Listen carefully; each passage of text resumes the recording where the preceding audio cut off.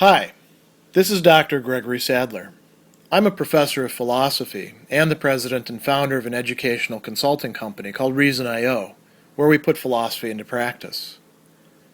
I've studied and taught philosophy for over 20 years, and I find that many people run into difficulties reading classic philosophical texts. Sometimes it's the way things are said or how the text is structured. But the concepts themselves are not always that complicated, and that's where I come in.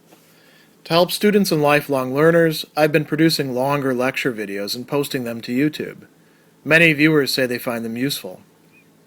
What you're currently watching is part of a new series of shorter videos, each of them focused on one core concept from an important philosophical text. I hope you find it useful as well.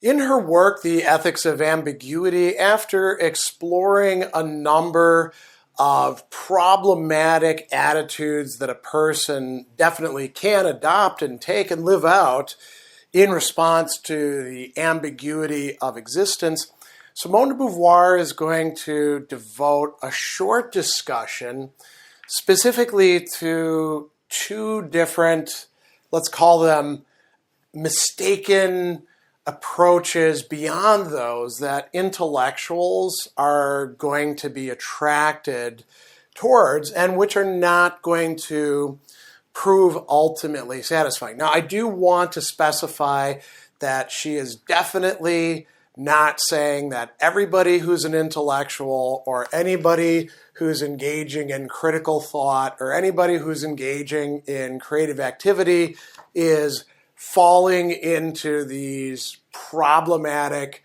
attitudes. Far from it. She's just going to say many intellectuals do this. And, she'll hold out, as she's going to talk about later on, prospects for people to do otherwise with their critical thought or their creative activity. So what is the problematic that she begins with here? She says, no existence, and that's what we are, can be validly fulfilled if it is limited to itself. It can't enclose itself upon itself. Why? It appeals to the existence of others. And this is a problematic that we saw in Jean-Paul Sartre's Being and Nothingness and in many other places as well. You really don't have subjectivity without having what the phenomenologists call intersubjectivity, and that is going to lead to a situation, like she says, the idea of such a dependence is frightening. So I am dependent not only upon myself, what I can control, but to some extent on others who don't necessarily share my point of view, my values, my intentions. They may actually be quite opposed to me in many respects.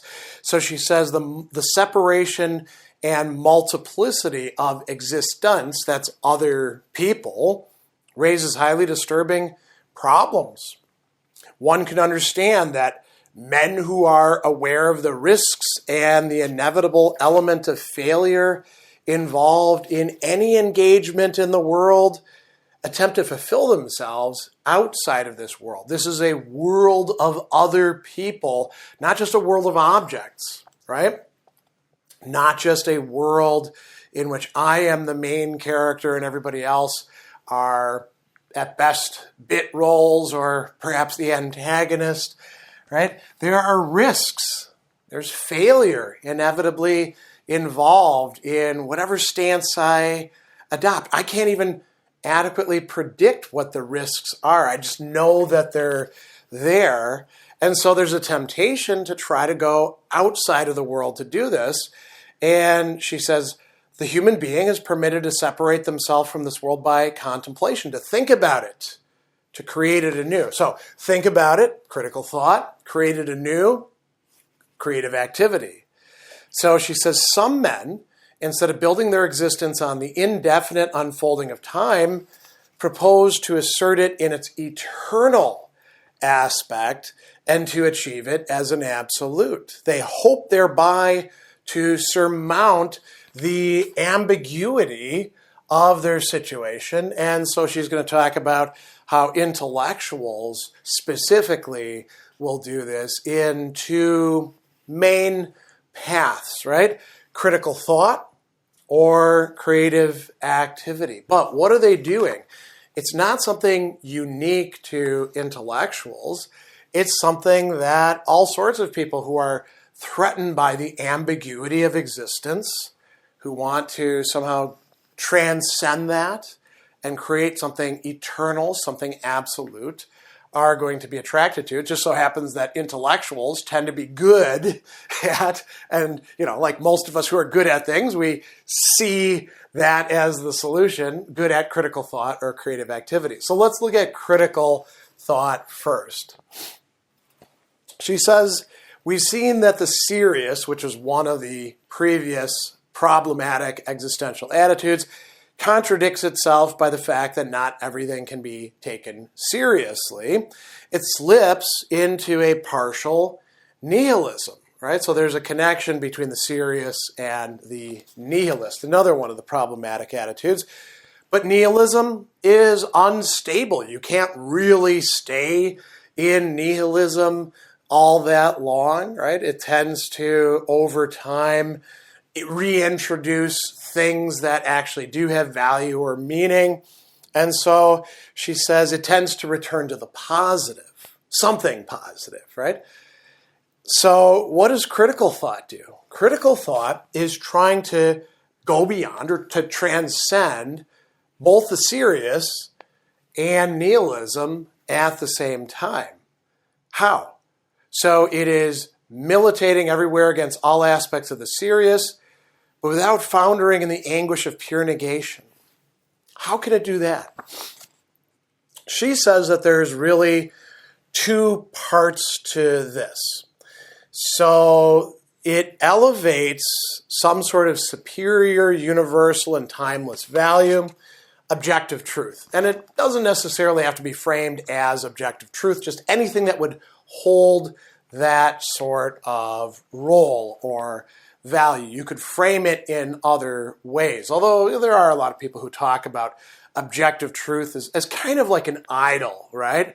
This is what we can appeal to, and it's supposed to be totally timeless. Objective truth, what makes it objective is that it's not going to change 30 years from now, right? It's universal. It applies to any good thinker. It's superior. Now, that's one half of the equation. The other half of the equation is that, as she says, the critic defines themselves. It defines themselves means stakes out a position on who it is and what it is that they actually are as independence of the mind, as opposed to all these other dummies who are committed to one thing or another and are not grasping the objective truth, but only their little portion of truth. The independence of the mind of the critic allows them a better vantage point, a fuller grasp on things. So she says, crystallizing the negative movement of the criticism of values into a positive reality, he crystallizes the negativity proper to all mind into a positive presence. And thus, he thinks he escapes all earthly criticism. He gets to criticize. He is not criticized. Now, that's a little bit of an oversimplification. Perhaps the critic can admit some criticism of themselves, which then they respond to and then, go beyond as well. But here's a really telling way to frame it. He does not have to choose between the highway and the native, between America and Russia, between production and freedom. We could pick any other two, Republican and Democrat, right? We could pick between traditional gender roles and a complete freedom. They don't have to pick between any of these sorts of things. Not between star-bellied Sneetches and Sneetches with no stars, if you know the Dr. Seuss story about that, which, by the way, is a great story. So what's going on there? She says, he understands, dominates, and rejects in the name of total truth, this objective truth, the necessarily partial truths which every human engagement, the people who are actually committed to something, discloses. But is he really that independent? Has he managed to transcend everything in this way? Beauvoir says no. She says ambiguity is at the heart of his very attitude. Why? Because you cannot, even if you think of yourself as an independent critic, not be a person with your own particular situation in the world. And we see this all the time, right? We talk about the privilege of those who get to engage in criticism and who think that they are, truly objective. And we're like, man, you're so out of touch. You think that, the ways in which you see things haven't been dictated by where you went to university or who your parents were and what your income level was or growing up in a certain place, right? And she says another thing that's really, really important here from an existentialist perspective. What he defines as objective truth is the object of his own choice. His criticisms fall into the world of particular human beings. He does not merely describe, even though he pretends to be objective, neutral, above it all, he takes sides. If he does not assume the subjectivity of his judgment, he's inevitably caught in the trap of the serious.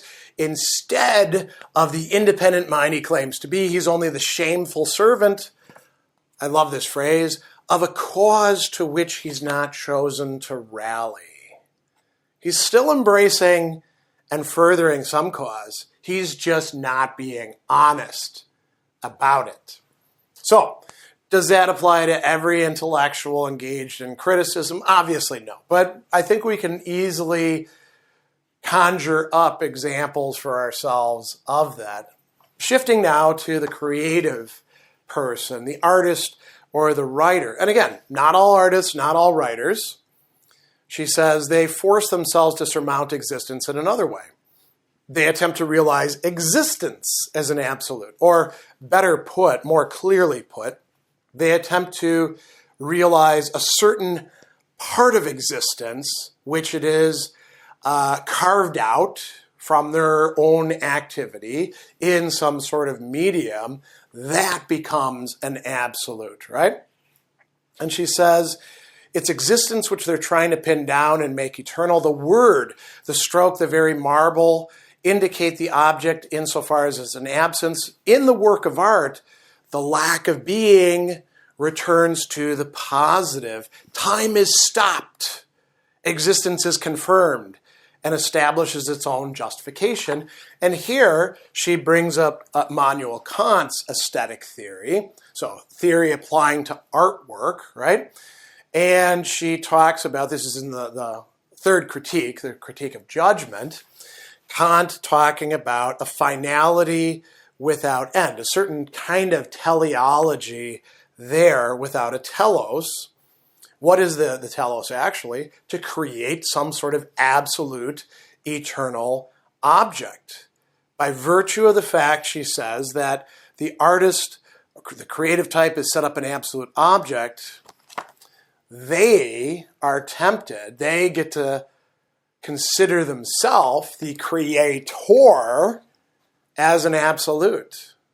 If the created is an absolute, then so much more the creator, the generator of it, the one who injected that teleology, right? That finality without end into it. So we could think about this in terms of a painting, a sculpture, a play, a novel.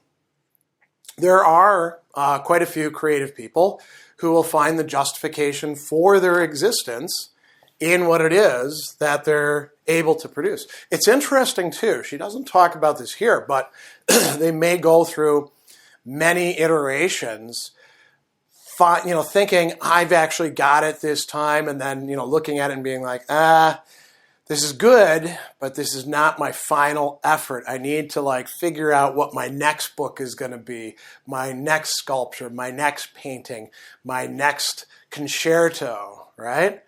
And they're always seeking to find something that can be the perfect embodiment truth, of reality.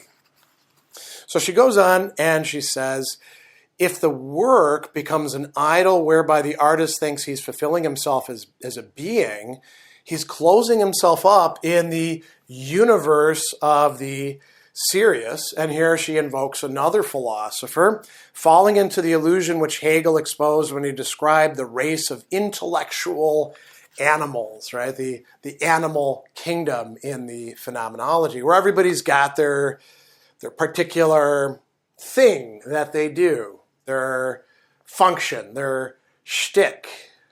They're taking their existence, which is ambiguous, and trying to remove that ambiguity from it so that they can have something they can say, aha, this is what I am, that work of art. I am the creator of that.